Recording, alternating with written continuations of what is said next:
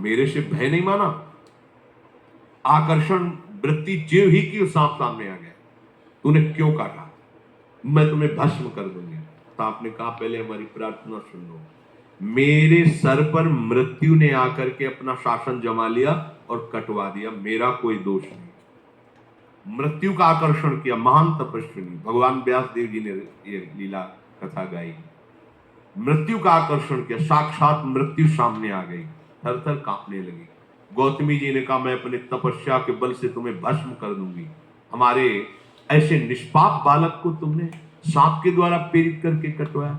बोले मेरे ऊपर काल का शासन है, काल ने मुझे प्रेरित किया, मैंने सांप को प्रेरित किया, मेरा कोई दोष नहीं, ये काल का शासन।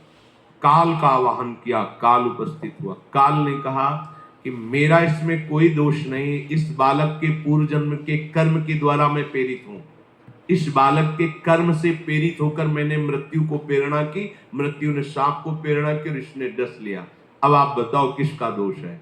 शांत हो गए, क्योंकि इस बालक के ही तो कौन काहू के सुख दुख कर दाता, निज कृत कर्म भोग सुन भ्राता। कोई किसी के सुख दुख का हेतु नहीं है, अपने कर्म ही है जो हमको दुख सुख देते हैं। और ये भगवान देख रहे हैं। कोई जैसे आपको अभी मनुष्य शरीर मिला, स्वतंत्रता है, अब आप जो पापाचरण चाहो छूट है कर सकते, या जो पुण्य कर्म चाहो कर सकते, या भजन करना चाहो कर सकते हो। ये स्वतंत्रता केवल मनुष्य शरीर को दी गई है।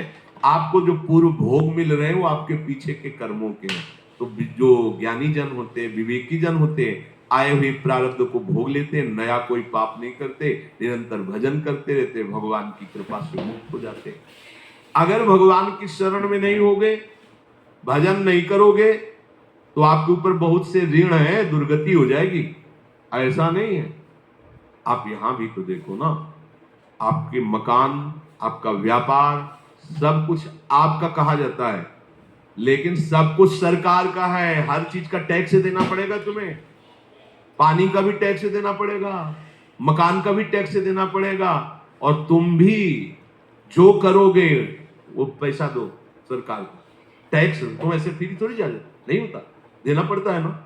आप मान लो नौकरी कर रहे हो कि हवाई नौकरी करें, तो उसमें सरकारी टैक्स कटेगा आपका, क्योंकि आप सरकारी आदमी हो, भारत देश के वासी हो।